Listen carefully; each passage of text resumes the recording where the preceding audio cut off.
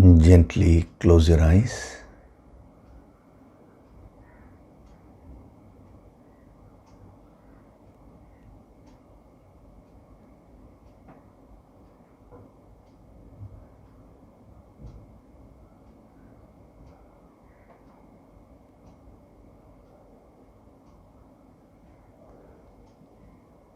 Do deep breathing.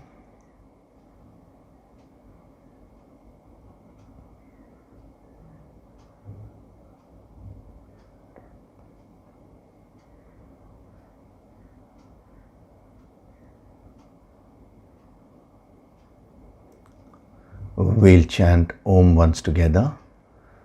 Synchronize the chanting of Om with your exhalation.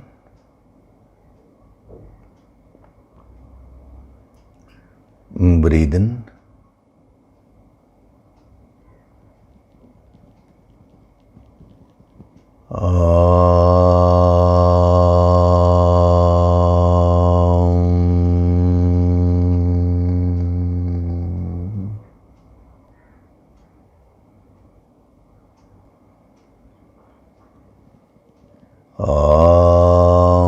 Sahana vavatu, sahanau bhunaktu, sahaviryam karavavahai, tejasvinavaditamastu ma vitvishavahi.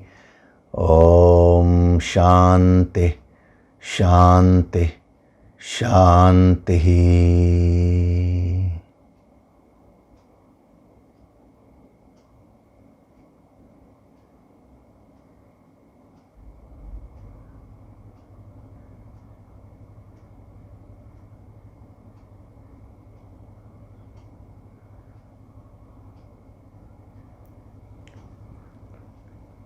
Gently open your eyes.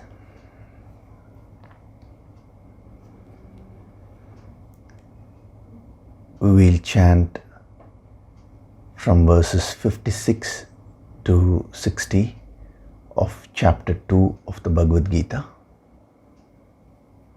Dukkeshvanudvignamanaha, Dukkeshvanudvignamanaha, Sukeshu vigatasprihaha, Sukeshu vigatasprihaha, Vitaraga bhayakrodhaha, Vitaragabhayakrodhaha, Stitadhir muniruchyate, Stitadhirmuniruchyate, Yas sarvatranabhisnehaha, Yas sarvatranabhisnehaha, Tat prapya shubhashubham, Tat prapya shubhashubham, Nabhinandati nadveshti, Nabhinandati nadveshti,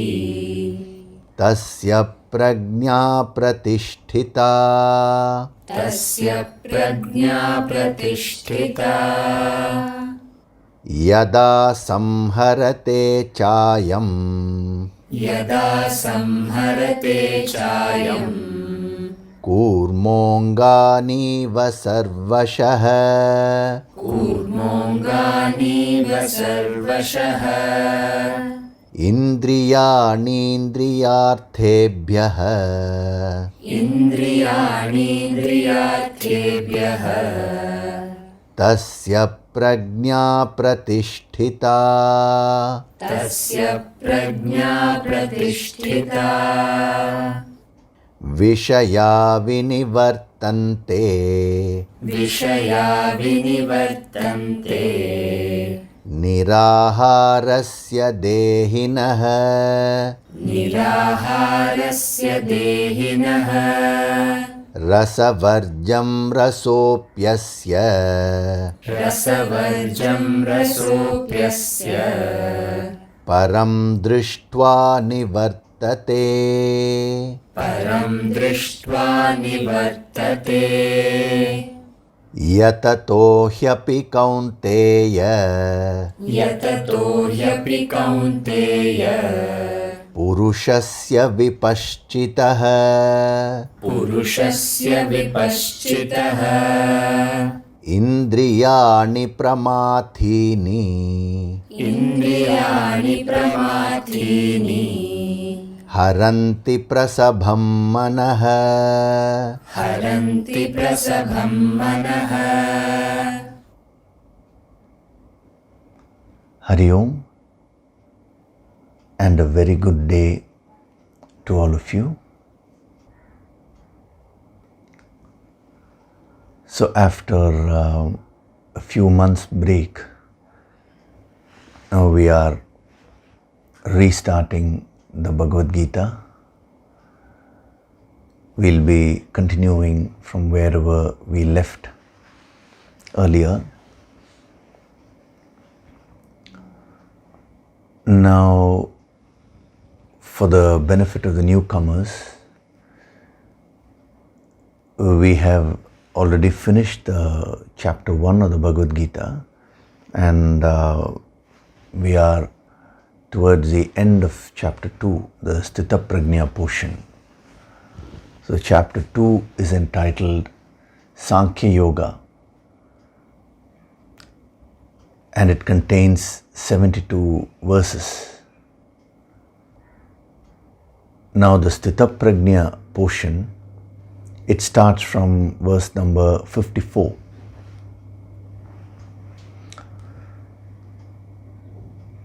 So in the previous session, that is few months back, when we we just started verse number 60. So since there has been a long break, what I'll do today is I will just recapitulate the main points from verses 54 to 59. So one thing is, the newcomers, you all can get into the flow of the text, and as far as old sadhaks are concerned, it will be a good revision for you, a recap. And anyway, whenever we do the summary, you know by now that I always give something new, the subtler dimensions to the same verses, same points. So that also you can absorb. So it's very important to establish the flow whenever you enter into any experience. The context is so important. Of course, from verses 54 to 59, those 5-6 verses I had taken for almost 10 sessions. So I'm not going to get into every little point, but just those main points to get the flow of thought. So the second chapter is a very significant chapter because Arjuna starts the process of surrender. See, if you take the first chapter of the Bhagavad Gita, Arjuna, the great warrior who was supposed to fight the world war, he was a key warrior in the Pandava camp. But when the challenge came in front of him, he was unable to face the challenge. He was overcome by stress. His emotions overpowered him so much, and he told Krishna that I will not be able to fight. Why should we fight? Why should we do this terrible action of killing? All those things. Now, in the second chapter, what Krishna does is he triggers the higher emotions of Arjuna by suggesting very powerfully. He says, how can you fall into this kind of a state, Arjuna? What is your stature? You're a great warrior and you're saying, I can't fight, and you're sitting and crying. So you should overcome this. This is not you. So just 2 verses, Lord Krishna speaks. And then again Arjuna summarizes a little bit of whatever he mentioned in the first chapter. And then finally, at one point, Arjuna understands that he is unable to handle the situation.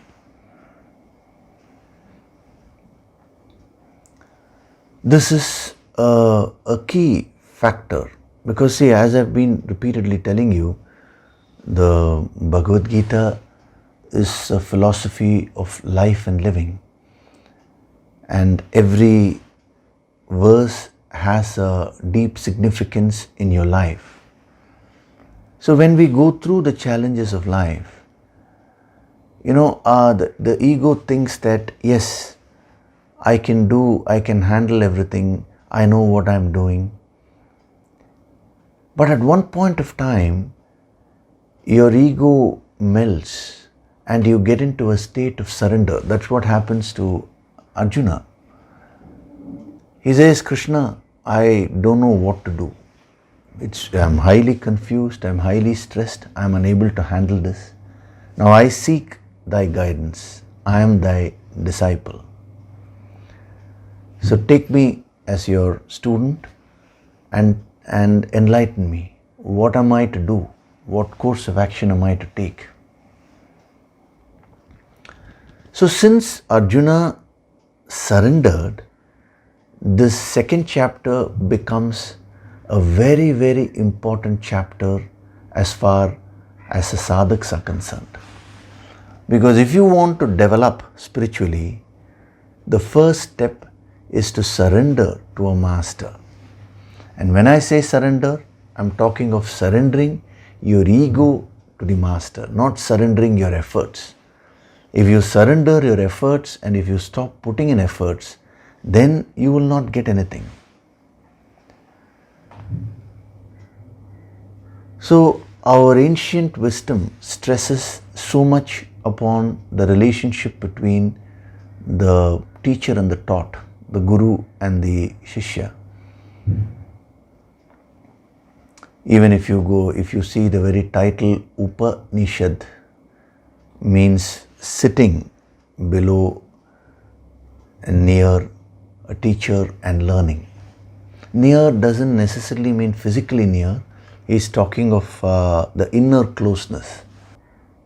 A person may be very physically close with a teacher, but he may be very, very far away in terms of spiritual connection. So being near a teacher means being spiritually connected to a master. So Arjuna surrendered, but his surrender was not 100%.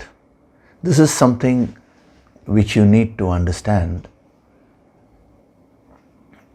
because there was a person who recently, he was telling me that, sir, I'm unable to surrender. I said, do you mean to say that you're unable to surrender even 1%? So he said, no, I do surrender, but it's not full. Then I explained to him the same point.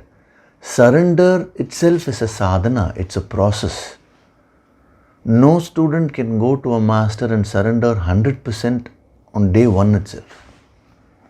If you do that, either you're at a very advanced level or your surrender is just blind surrender, without understanding anything, just in a fit of emotion you're doing something. So remember, surrender is a sadhana. Slowly as you do your personal sadhana, your ego will start melting, and as your ego gets destroyed, that is when you can surrender more. So don't be too harsh on yourself. Oh, I'm not able to 100% surrender. If you can do that, then you will gain the entire infinite energy at this moment itself, and you will become realized, you will become enlightened. So the second chapter is so significant because Arjuna starts the process of surrender. And once he asks Krishna for advice, Krishna doesn't straight away give him the karma yoga. He doesn't tell him what he should do. Rather, he talks of the highest philosophy. He talks of the mysteries of life and death. There is a purpose behind it, because when a person is caught up with emotions, whatever a master says, that student will not be able to fully grasp. So having assessed that situation, what Krishna did was to inspire Arjuna by giving very high concepts. He was trying to raise the consciousness of Arjuna, so that he will start vibrating at his level, so that his frequency and Krishna's frequency will match.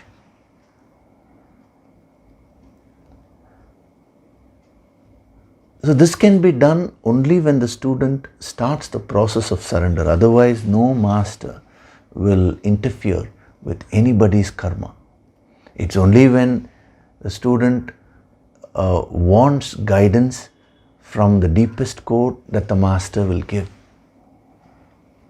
Usually I find what students do is they just decide something, and then they inform the master, this is my decision, but they put it in the form of a question, and then they ask, sir, can you give guidance? No, what guidance will a master give? No way. So it is only when you truly seek that you can receive this wisdom. So Krishna gives a very high philosophy of life. He deals with the mysteries of life, death, everything.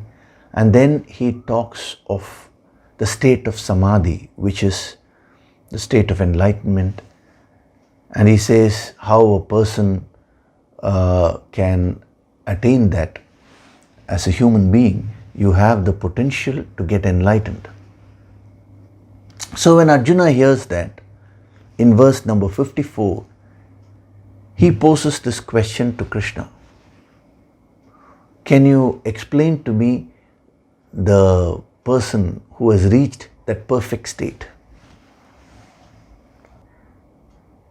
Sthita prajnasya ka bhasha means sthita prajna. Sthita prajna means a person with steady wisdom, whose wisdom is steady, who's got established in that supreme wisdom, who's enlightened.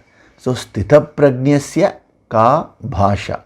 The description of such a person I want to know. Samadhistasya Keshava. Oh Keshava, one who has got into that state of samadhi, intensely absorbed in that supreme infinite state. I want to know the description of such a person, sthita prajna. Sthitadihi kim prabhasheta kimasita vrajeta kim. Means, how will a sthitadihi, one who is firm in wisdom, how will he speak? How will he sit? How will he walk? This is the question which Arjuna poses. Now, if you see, there are two aspects which Arjuna is referring to. One is sthita prajna and the other is sthita dehi. So remember, the scriptures, they never mince words. They don't use words loosely. So if he is saying sthita prajna on one hand and sthita dehi on the other hand, then there is a significance there. So sthita prajna refers to the state of a person, a perfect person, when he or she is all alone by himself or herself. what is the inner state of a perfect person? That is referred to as Sthita Prajna. And Sthita Dihi means when the person is not alone, when he is contacting the world, now what is his state?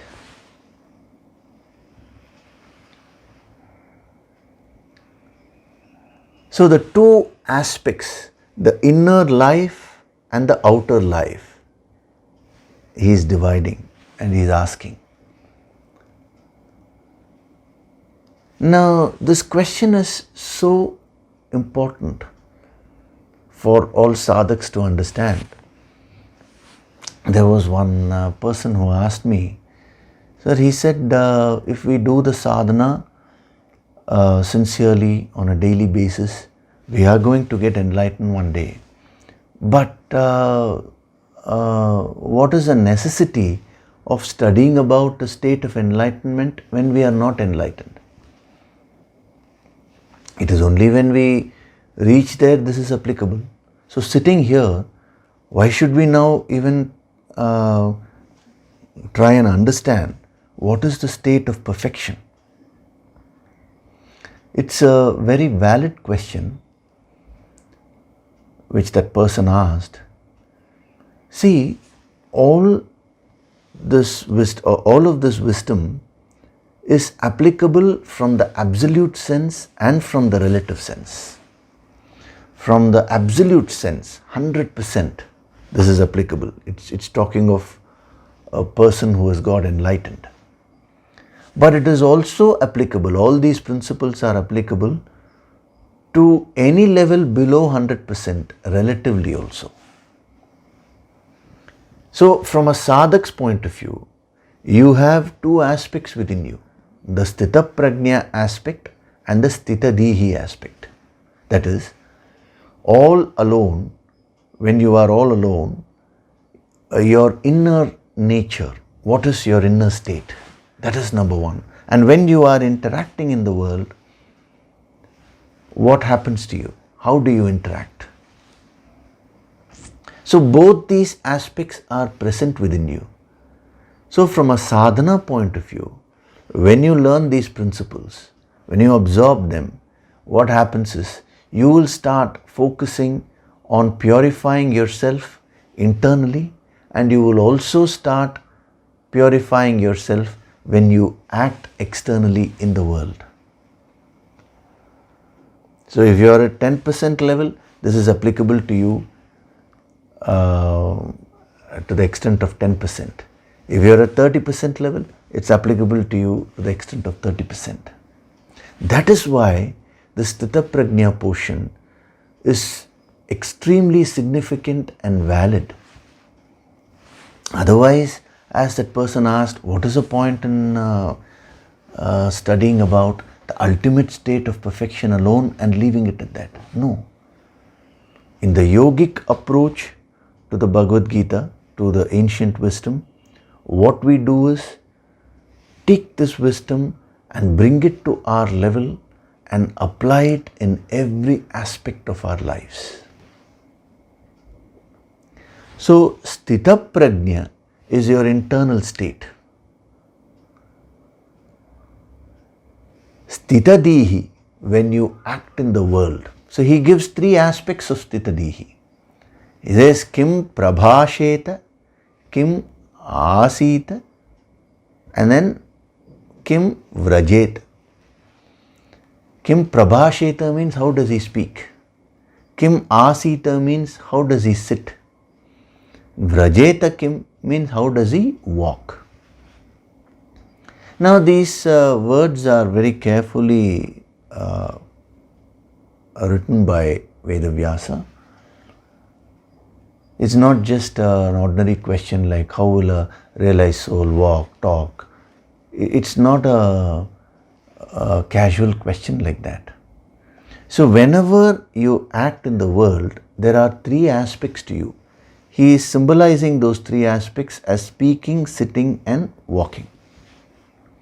Speaking means verbal communication.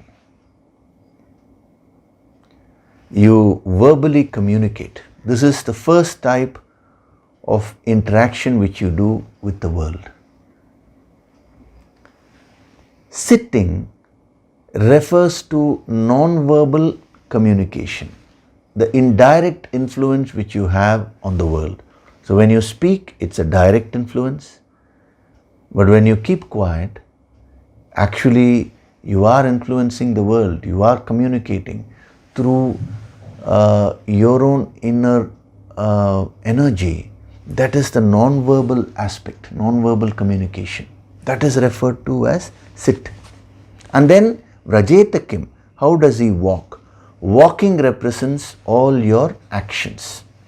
So basically, you verbally communicate, or you communicate non-verbally, or you act. These are the three types of interactions which you have with the world. So all the three aspects are covered here so beautifully. And he says, can you tell me, can you enlighten me, how does the Sthitadihi speak, sit and walk? How does he function in the world? So it's a beautifully framed question. And if you can master these two aspects, the Sthitaprajna aspect in you and the Sthitadihi aspect in you, that is when you become a complete individual, a Purnam. Purnam means completeness. So it is not enough if you say, I know when my eyes are closed, I have great visions in life, in my meditation, I have divine visions and all that. That is not enough. I'm feeling very calm, sir, when I'm all alone. That is only the Sthita Prajna portion.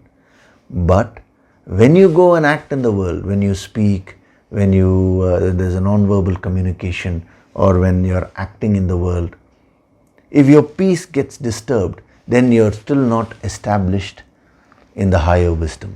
So you will have to work on the Sthitadihi aspect also. So as a sadhak,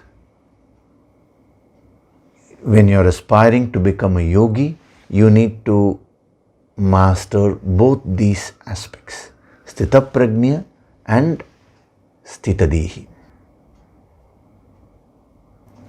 So once Arjuna asks this question, then what Krishna does is, in verse number 55, he explains who is a Sthita Prajna. The Sthita Prajna aspect is completely explained. When I say completely explained, the entire 16, 17 verses are, I think it's 18, it's only explaining the Sthita Prajna only, but he gives a beautiful summary of what is that inner state of a perfect person. And then in verse number 56, he gives the Sthitadihi aspect. That he summarizes, he gives a gist of it. So as far as Sthita Prajna is concerned, what does Krishna say in verse number 55? Shri Bhagavan Uvacha, means the Supreme Lord said, Prajahati yada kaman sarvan partha manogatan.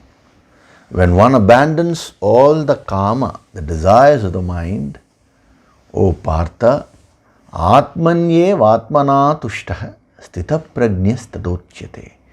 One indeed who is satisfied in the self, by the self, then one is said to be a Sthita Prajna, one who is firm in wisdom. So what is that supreme state? As I told you, I am not getting into every little aspect of these verses, which I have already covered, but the main theme of this verse is that what is that inner state of a spiritually developed person, of an enlightened person. He says, Tushtaha means satisfaction.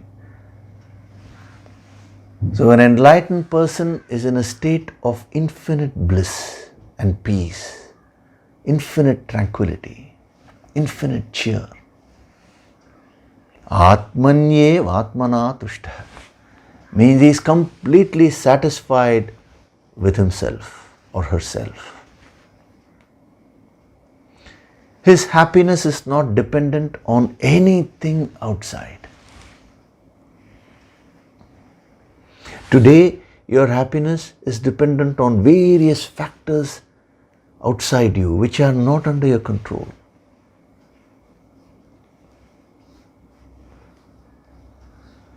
Your happiness is dependent on some aspect of the world. So what these masters are saying is that you acquire the world, there is nothing wrong. But if you are dependent on the world for your happiness, you will never be happy. Happiness is inside you. Right now, if you choose, you can start becoming happy from within.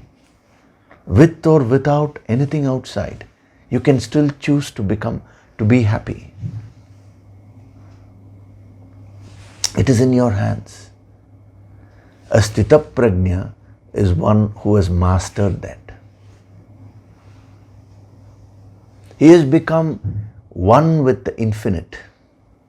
Atmanyev atmana tushta.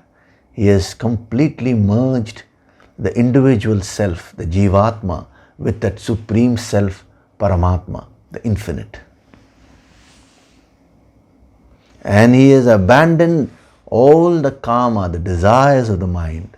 So that verse is again, that phrase has been totally misunderstood. So when he says all the kama has gone, there are two concepts which our masters have given. One is called kama. Kama means that desire which is not under your control. The desire which comes into the mind on its own and it drives you, it pulls you. There is another kind of desire called ichcha.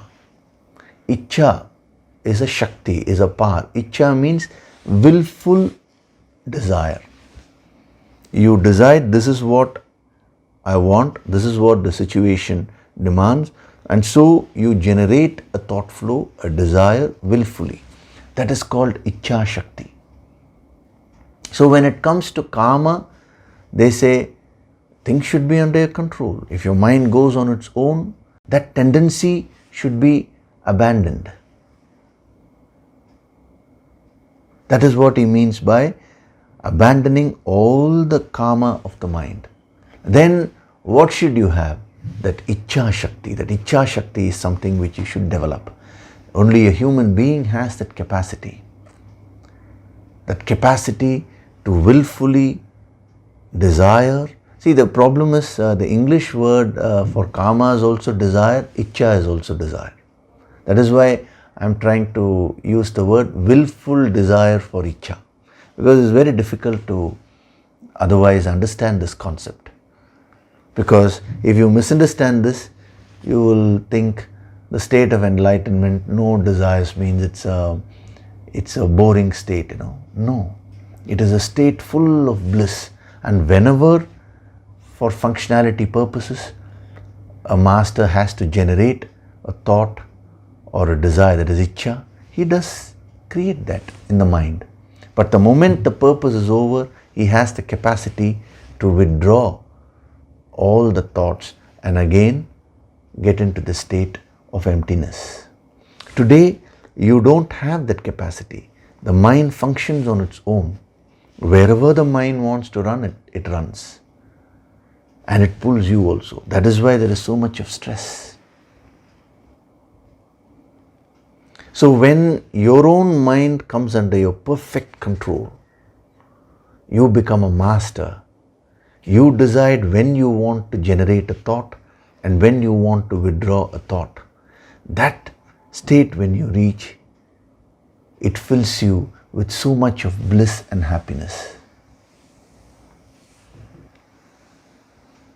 So slowly, you should practice this through your personal sadhana and the guidance which you take from your Guru, you should get into this state. So when you're ridden with karma, you will suffer from stress and strain. Whereas when you have Ichcha Shakti, when you develop the Ichcha Shakti, then you become a creator of your own destiny. You will create. This is what has been portrayed in the scriptures. Lord Brahma, when he created the world, how did he create the world? Ichcha Shakti.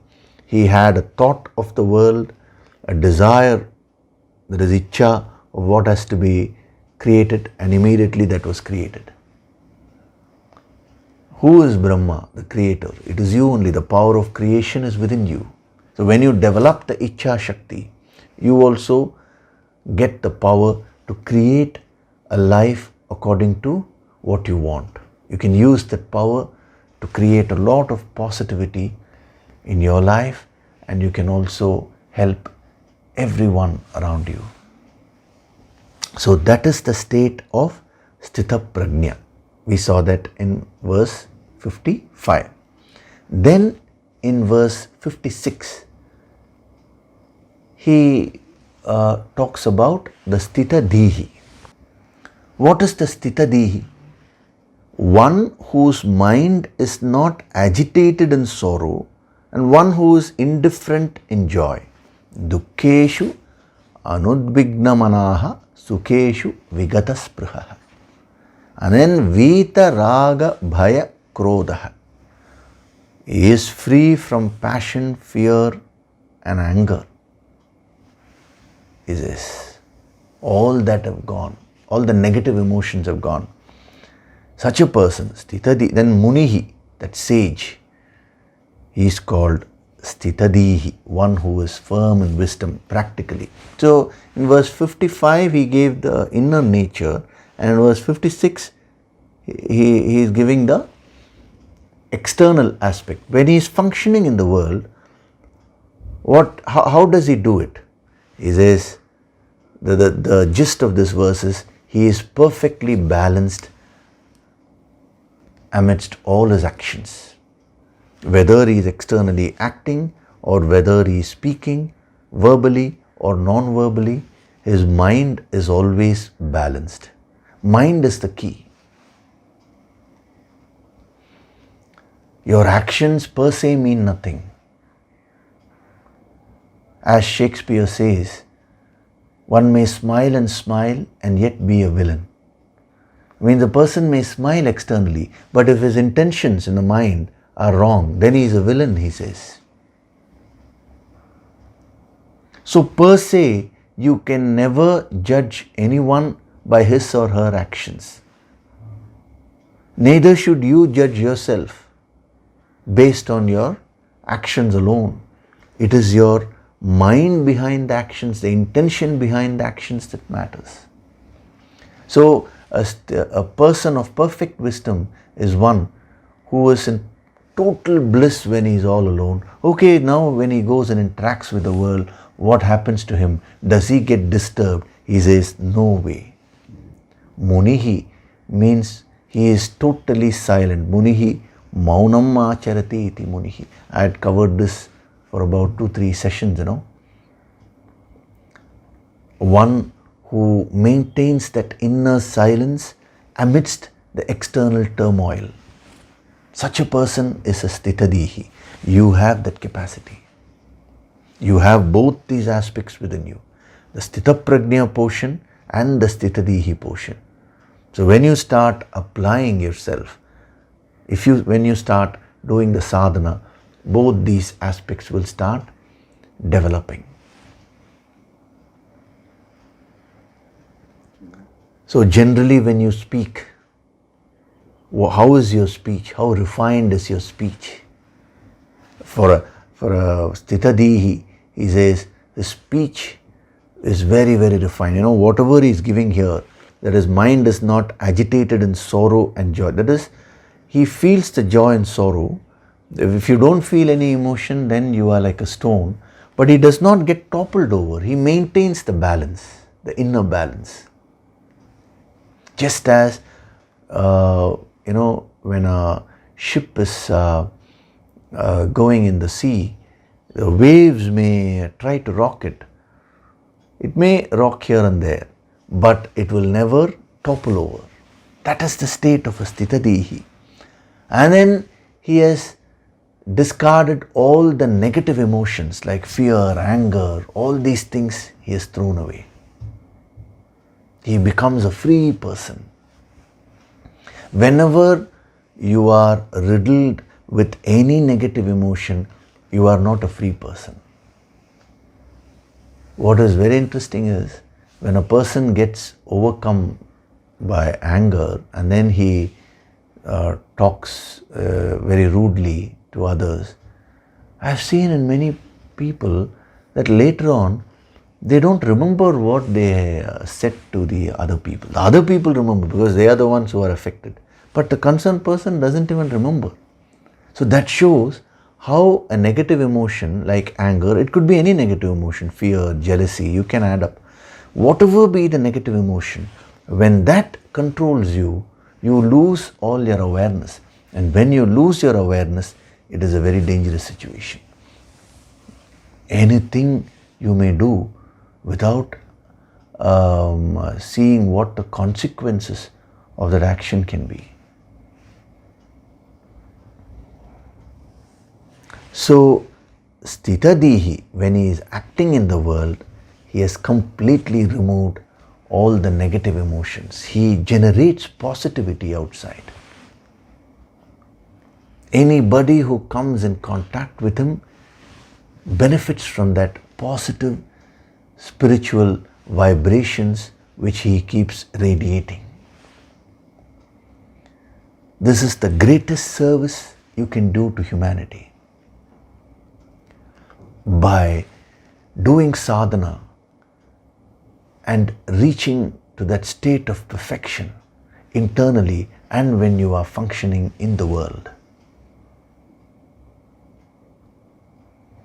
When you are riddled with so much of negativity, what service can you do outside? Even if you go and try to do service, your ego only will come and try to pollute your actions. One man asked me long back, he said, sir, isn't it enough if I do good actions, if I help everybody? Why do I need to gain this wisdom? I said, yes, truly speaking it is enough. But can you do it? When you have ego, how can you say your actions can be 100% good? Ego will generate selfishness. Ego will generate negative emotions. So even though on paper what you're saying is true, in order to put it into practice, you require this wisdom. So he is a munihi, one who is completely silent within himself. So silence is not external merely. A saint, a great yogi may talk, he may not talk, he may act, he may not act. So all that is irrelevant.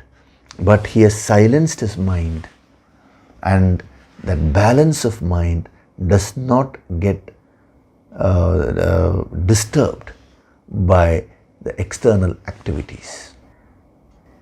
So you should not leave your sadhana till you master both these aspects. It's not enough if you say, I feel very calm when I'm sitting and listening to Yoga Sankirtan, that is with closed eyes, That is not enough.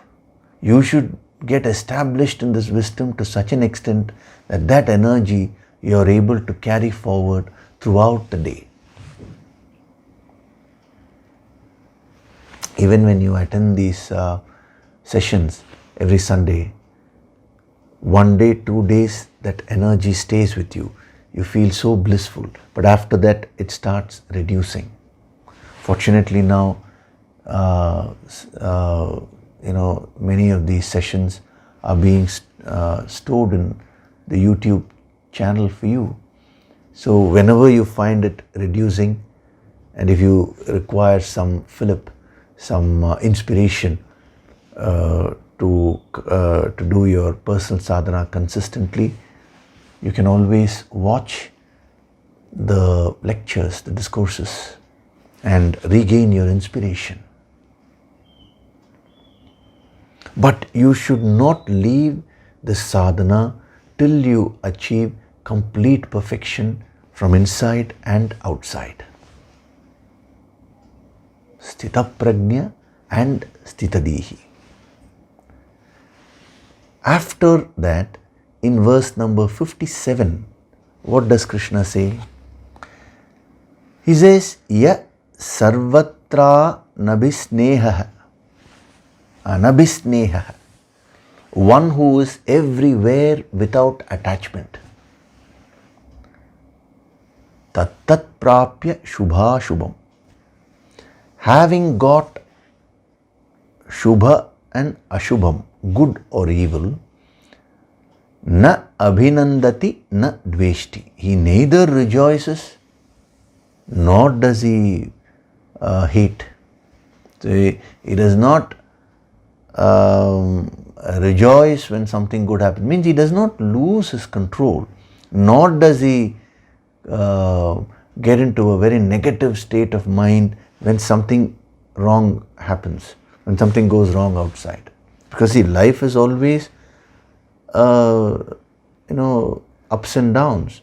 Sometimes you will find good things happening, sometimes you will find negative things happening. But a person who is established in this wisdom, he maintains his equanimity amidst these challenges of life, he says. So such a person, tasya prajna pratishtita, his wisdom is established. So there is a beautiful shift which Krishna makes. See, first Arjuna asks, what is the internal state? What is the external state? So Krishna goes along with Arjuna and he says the internal state, in a state of supreme bliss. Externally, he is well balanced when he is acting, when he is interacting with the world. Then in verse 57, he combines the internal and external state, the sthita prajna and the sthitadihi portion. He combines both of them and he calls it as sthita prajna. And from here onwards, sometimes he'll be talking about the person interacting with the world, the sthitadihi aspect. Sometimes he'll be talking about the sthita prajna, the internal aspect. But for both, he will use the common words, the sthita prajna. Why is that? It's a very, very deep message which he is giving you. And that is, for analysis sake, you may split and say, internal life, what am I inside? And then when I'm interacting, how am I? All these things you may say. But in reality, if you go deep, deep within, there is no difference from your inner nature and your external nature. What you are inside, that is what will come out. It is only for easy understanding sake, for convenience sake, that we divide life into internal aspect and external aspect. But the real message of spirituality is, whether you are all alone, whether you are outside in the world, you are you. You are yourself. So he combines the internal and external aspect and he says, there is just one aspect only, in the real sense of the term. So beautiful, He says, one who is everywhere without attachment, means he is very dynamic. His presence can be felt everywhere, in the sense he's got that, he radiates so much of spiritual energy that you can feel that energy even if you're far away from the person. That's so true. Whenever we connect ourselves with any master spiritually, at the spiritual level, the master may not be physically present, but you still feel that energy, you feel his presence that inspires you. That's what he says. One who is everywhere without any kind of attachment Means he experiences everything fully. But there is no attachment whatsoever. No attachment in the sense he doesn't get stuck with any experience. See, the problem is whenever you act, after the action is over, when you move to the next experience, you have the mental hang-ups of the previous experience. And then when you move to the third experience, you have the hang-ups, the mental hang-ups of experience number 1 and 2. Like this, in life you have gone through thousands and thousands of experiences. All the hang-ups of all those experiences you carry within you. It's a big burden, That is why you are stressed. So a master is one who frees himself from all this baggage. He becomes completely free. That is what he means by without any attachment. So one who dynamically acts, experiences everything in life, but who doesn't get stuck there, who neither rejoices nor hates with whatever good or evil is obtained. When he does not actually act, but the results of his past actions, when they come to him, some may be good, some may be bad. Now there also he remains balanced. Such a person is sthita prajna. So it is actually a further explanation of the previous verse number 56. But the key point which you should note here is he's using the word sthita prajna, and from here onwards he'll mostly be using the word sthita prajna only.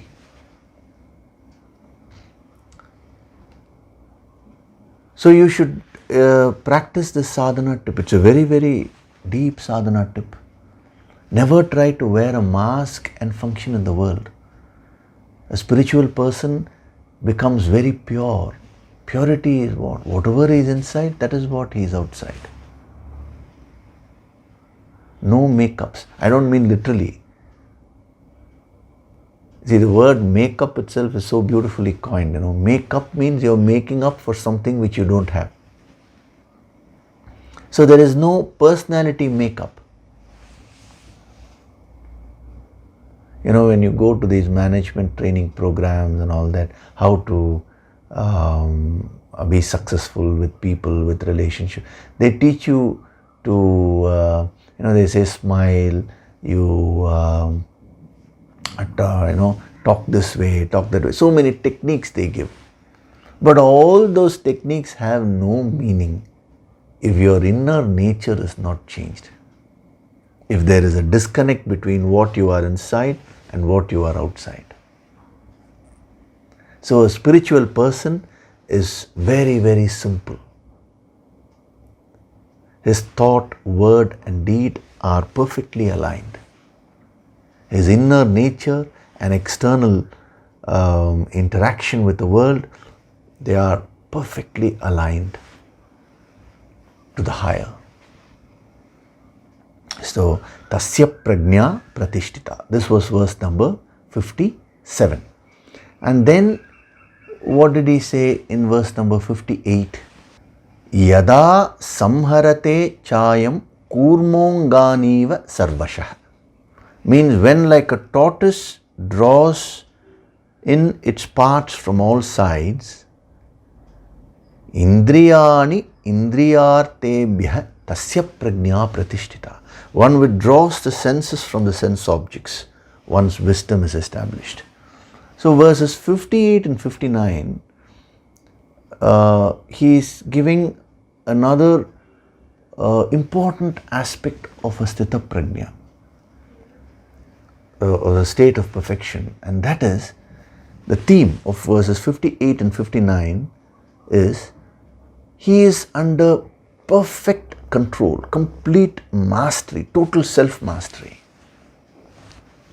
When we did the Inner Strength series, when it came to the blowing of conch, Krishna blowing the conch, you remember that the word used was Hrishikesha. He called Krishna as Hrishikesha, one who is a master of his senses. That is what he explains. That is one dimension of perfection. He explains in verses 58 and 59.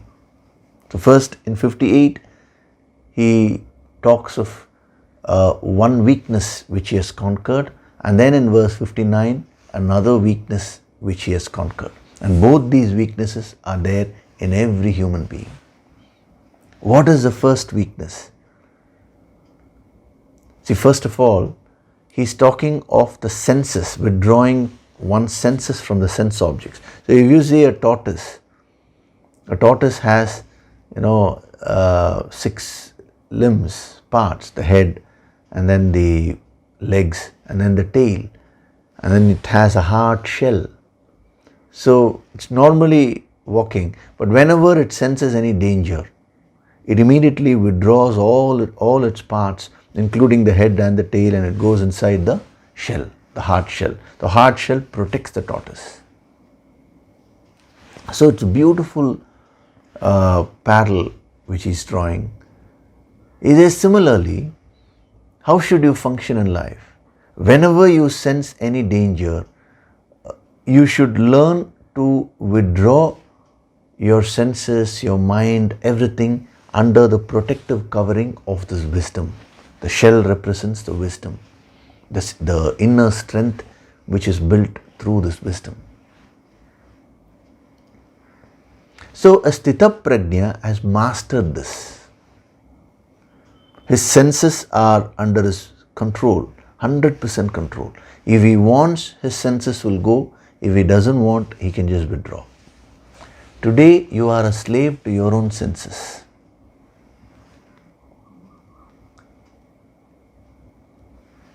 Sense control is not sense denial. See, that is where many people misunderstand. They think if you want to become spiritual, you need to deny yourself of all the sensual pleasures. No. To participate and experience a sense enjoyment is not wrong. But what he's saying is, if you lose control over yourself, if you become a slave to your senses, then you have lost it. So what is the difference between a spiritual person and a normal person? Both may experience the sense enjoyments. Both will enjoy. But the big difference is the spiritual person is a master of his senses, whereas a normal person is a slave of his senses.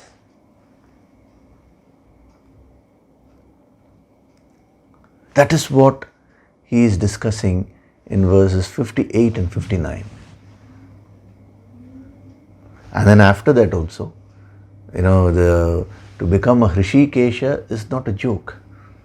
So he talks about the power of the senses, which is what we'll be seeing from next week.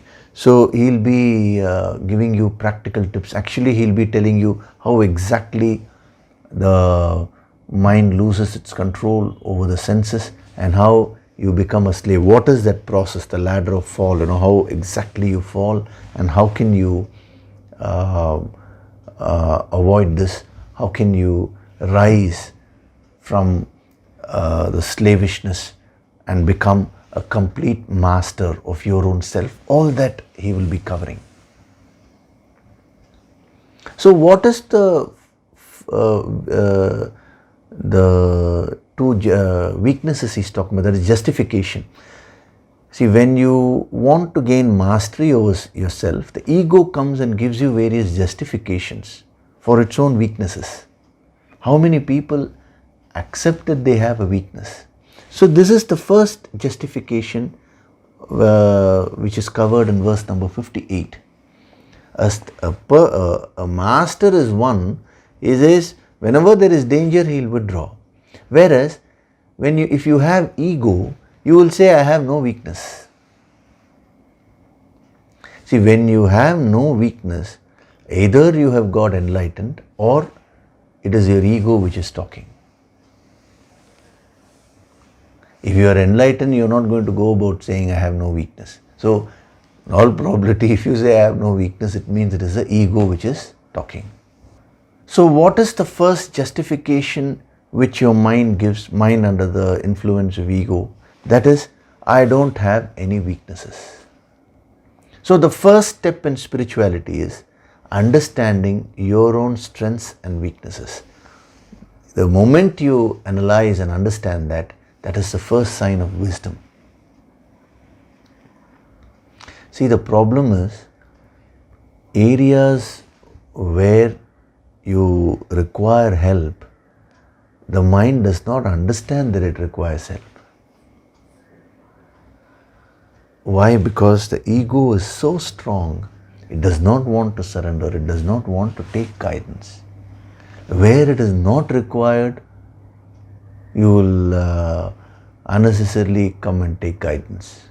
Where it is really required, you will miss out. You have to be careful there. So that is the part which he covers in verse 58. Then in verse 59, what does he cover? He says, Vishaya vinivartante niraharasya dehinah. The objects of senses turn away from an abstinent person, but not the relish. Rasavadjam niraharasya dehinah. For an abstinent person, rasavadjam rasaha api asya. Rasavadjam means the relish does not go away. And rasaha api, when does the relish go away from the mind? He says, the relish also disappears, having seen the highest. So in the previous verse, he talked of withdrawing the senses under the protection of this wisdom whenever you find yourself losing control. Now in this verse, he says, when you keep practicing that, two things will happen. First thing is, the sense objects will turn away from an abstinent person. Means if you're sincerely trying to practice, then the temptations will go away on their own. But the relish will still remain in the mind, the taste will still remain. That will also go away when the person sees the highest. I mean, when you experience the highest bliss, then you will not have any weakness at all. Nothing in the world can touch you. So here he is talking about the second justification of the mind. The first justification is, you say, I don't have any weakness. Most people who have a weakness in a particular area, it's very difficult for them to accept that they have that weakness. An alcoholic will not so easily accept he's an alcoholic. I'm taking an extreme example. A person who is angry will never accept he's short-tempered. Any negative emotion you have, it is so difficult to accept that you have that negative emotion. But if you have the courage to accept it, then you have conquered 50% of your problem. You actually found 50% of the solution. Then only this verse number 59 is applicable. But the ego will try its best not to make you accept. A spiritual person is very simple. If he makes a mistake, he will not hesitate to apologize. Whereas when you are not simple, you will go on justifying.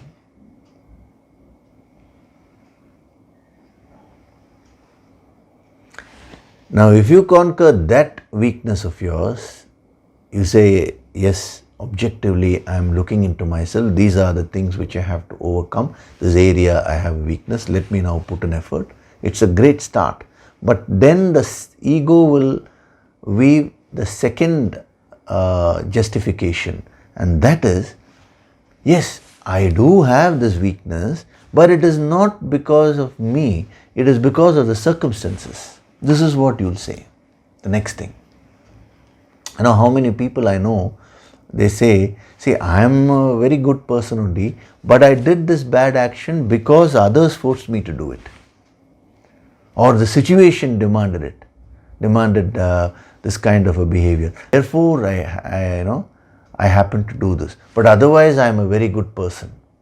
This is another strong justification of the mind, which does not allow you to become a master of yourself. See, remember, you may gain control over so many things in life, but if your mind is not under your control, you are leading a slavish life. That is the first thing which you need to achieve. So these are the two justifications of the mind which prevent you from getting to that state of perfection. The first tendency is to cover up all your weaknesses.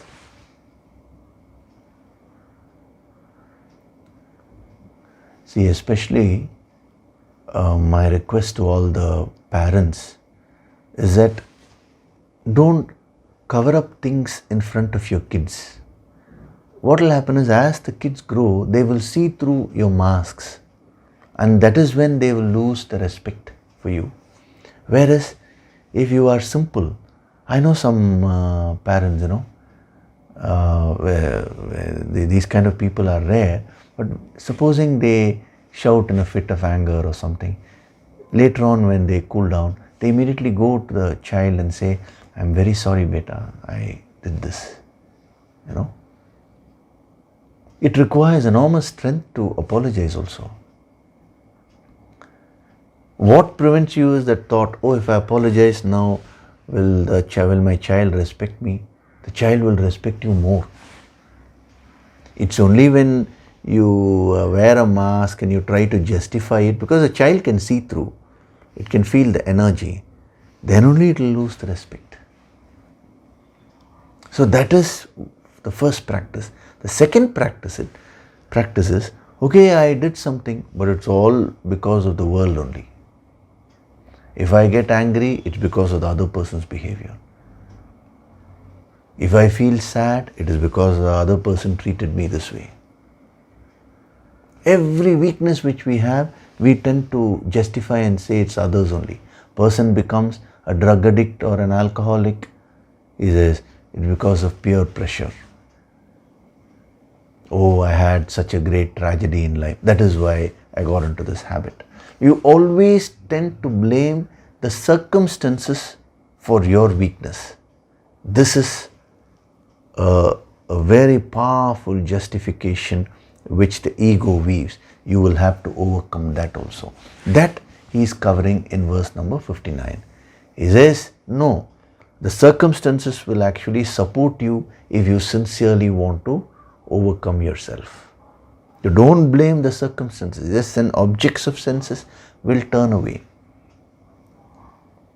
If the circumstances can create an individual, then two people living in the same environment have to be exactly similar, but that is not the case. Within the same family, two children grow totally different. One child you may find is an extrovert, another child may be an introvert. So it all depends on what you are inside. So if you overcome these two justifications, then you will be in a position to attain self-mastery. That is number one. Don't allow your ego to overpower you and justify your weaknesses. You tend to portray your weaknesses as if it is a good thing which you're doing. There was when a person, when he was hearing this verse, that is the discourse earlier, after that, about a week or so, he came and met me, and he said, sir, there was a tremendous revelation which happened to me, which came to me, and that is, he was in a powerful position, and he used to take a lot of bribes, to go out of the way and do certain things. And And he was always justifying his bribes throughout his life. He was saying, what is wrong with that? I'm helping and they are just giving it as a gift. They use the word gift instead of calling it a bribe. That is a justification by the ego.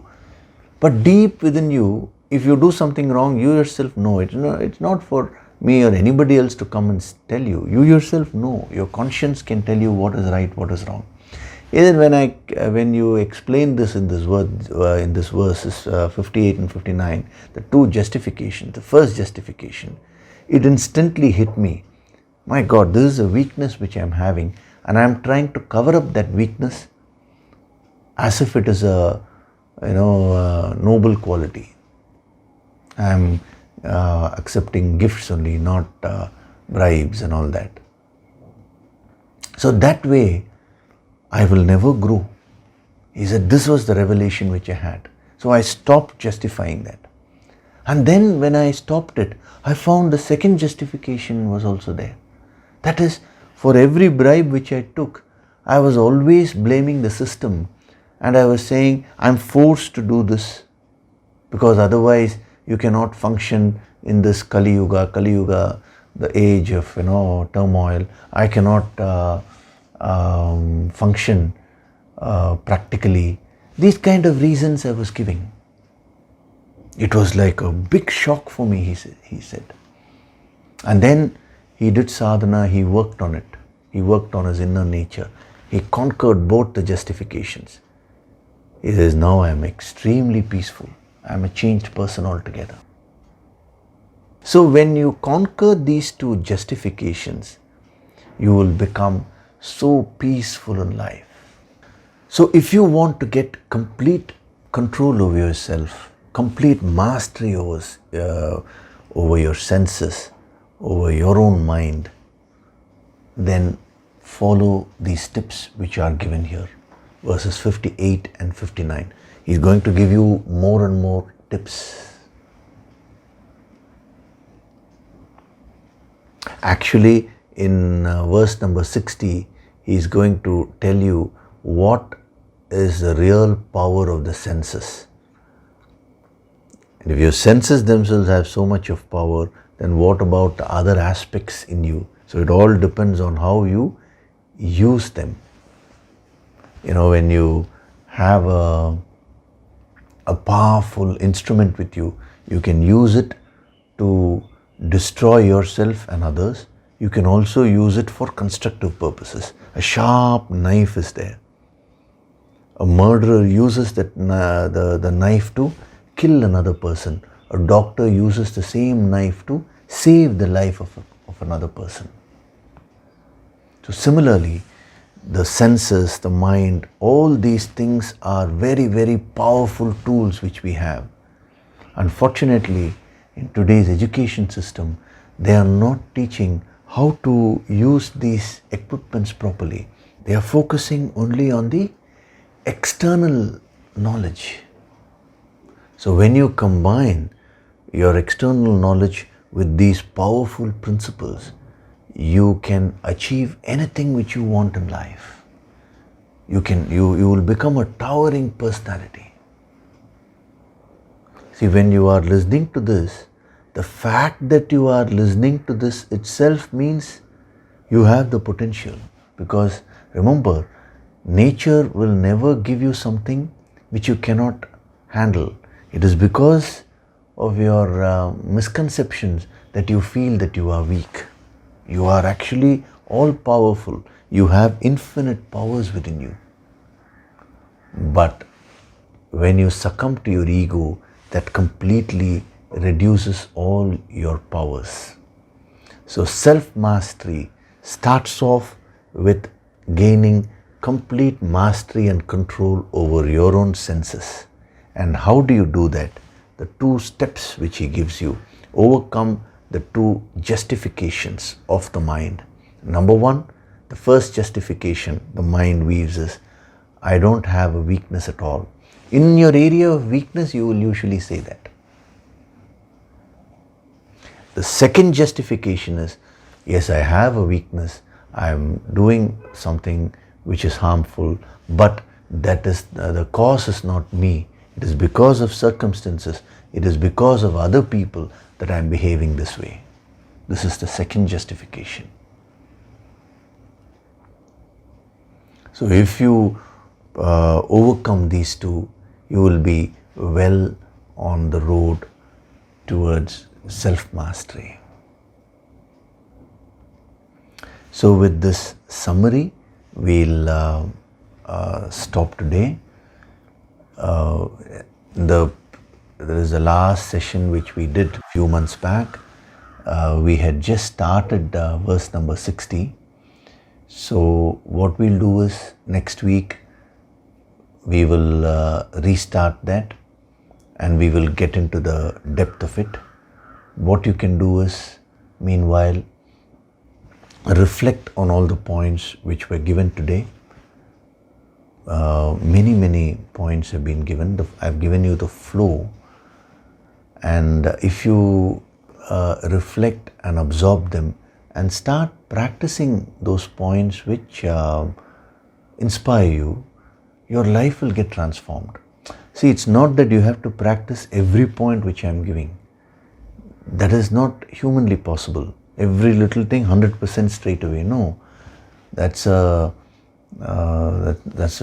unrealistic. You learn all the points and absorb them, but out of these points you may find one or two which will inspire you very much naturally, So you start practicing them first. That is what is very important. Okay, so now we will have a meditation. So gently close your eyes.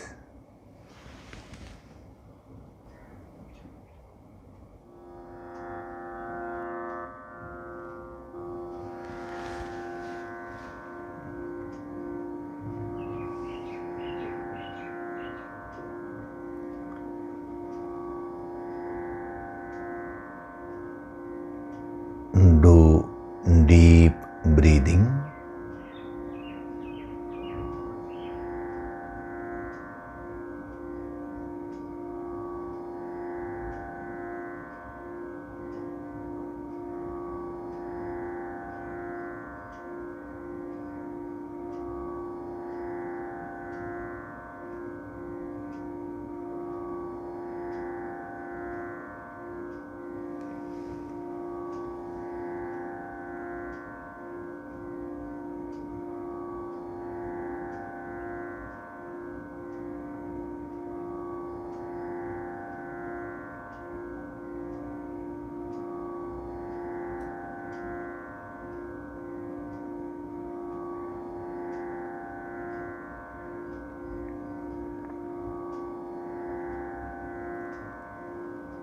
With every breath,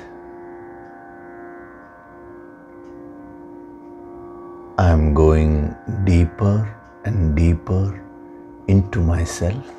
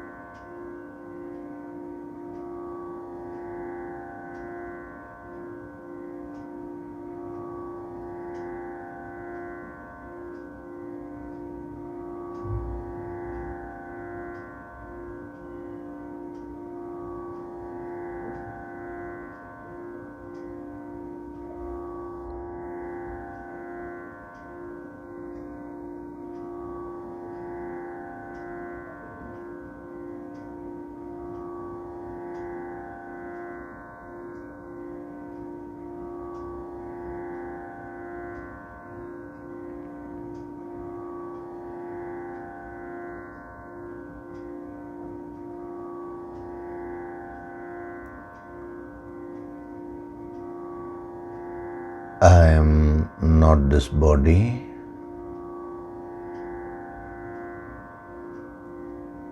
I am not these various emotions and thoughts.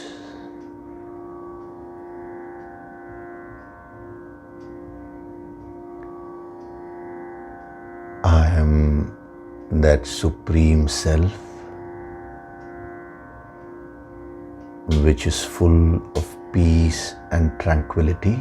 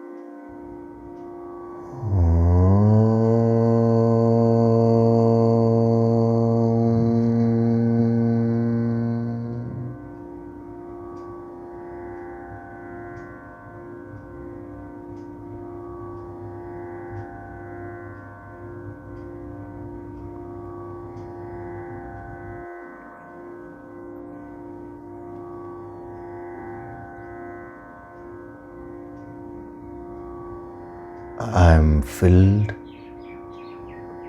with 100% cheer and happiness.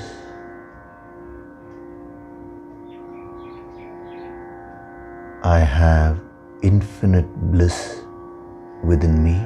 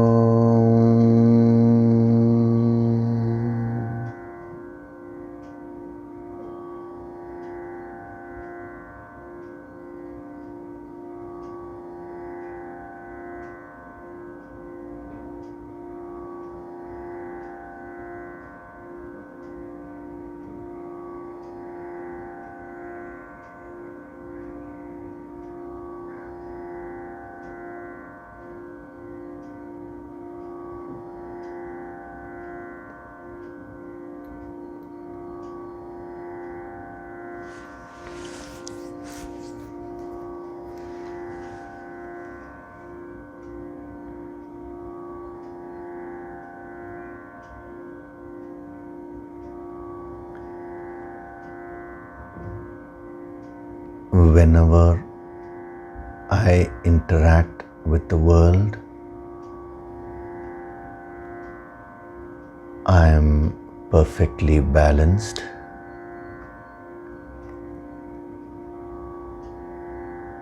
My verbal communication and non-verbal communication are extremely positive.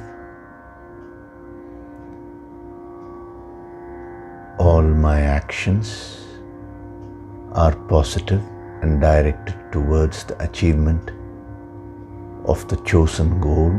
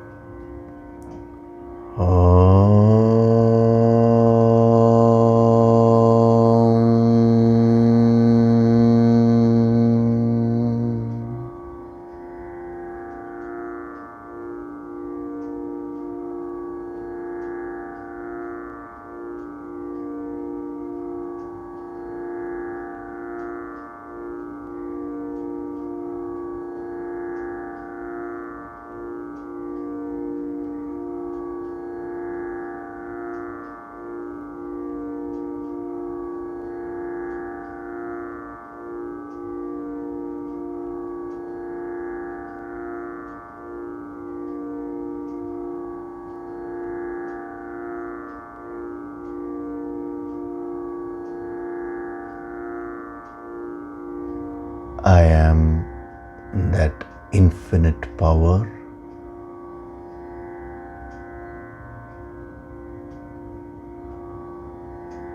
that divine being.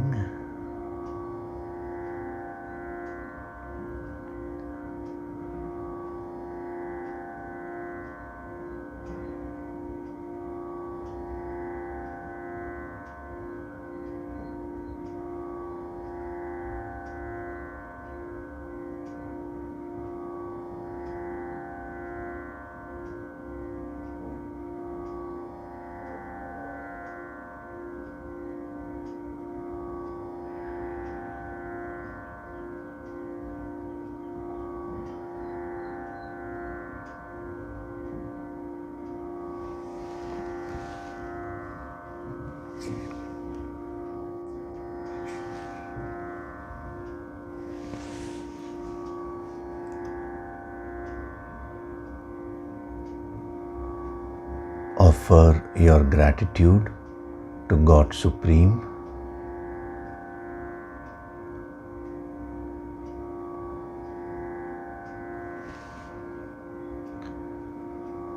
Offer your gratitude to your Guru and all the holy masters.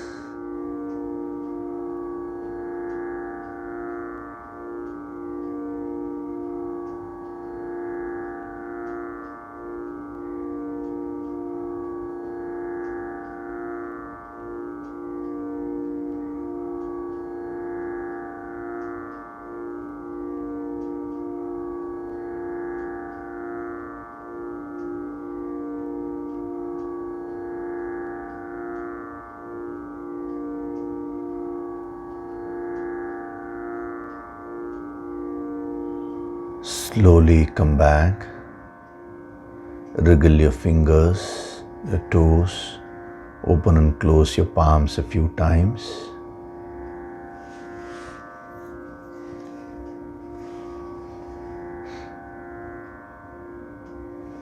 Rub your palms together to create a warmth.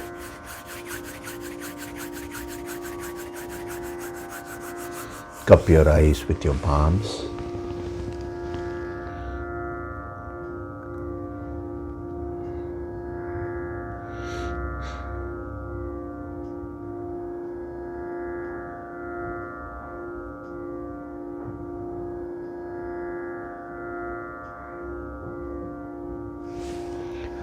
Gently rub your eyes, your cheeks, forehead, top of the head, the back of the head and neck. And very, very slowly open your eyes.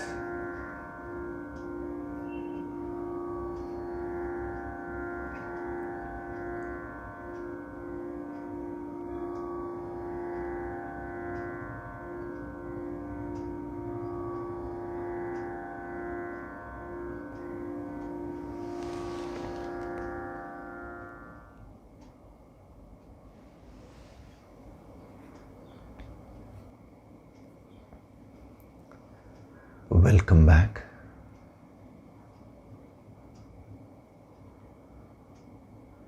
So today we had a very powerful and deep meditation.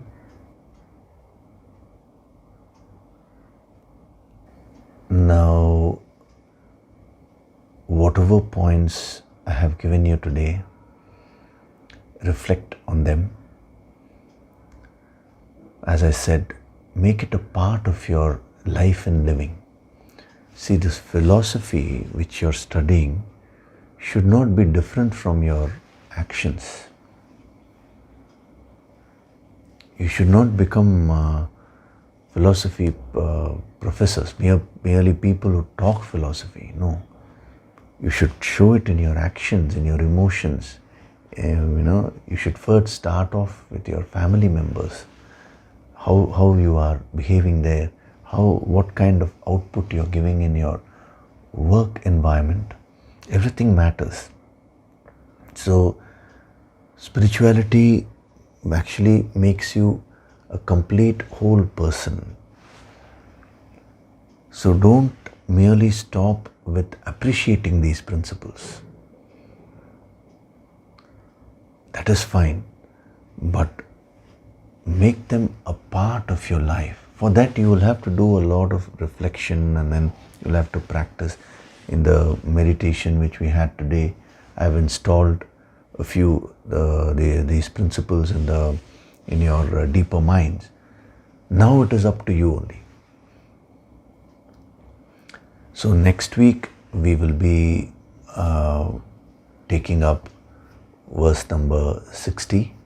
We will restart that, and then we will proceed in this sacred journey of becoming a Sthita Prajna. Okay? Thank you.